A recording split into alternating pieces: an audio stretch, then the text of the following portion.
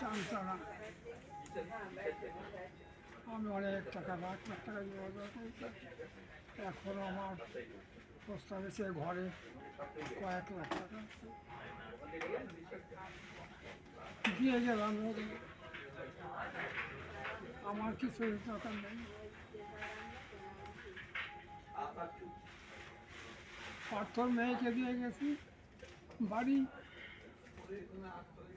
সুপারি ছেলেকে সব টাকা পয়সা দিয়ে গেছি। কি হবে? পার্থ টুপার তো অভাব নাই। পার্থ বিরাট অফিসার হবে।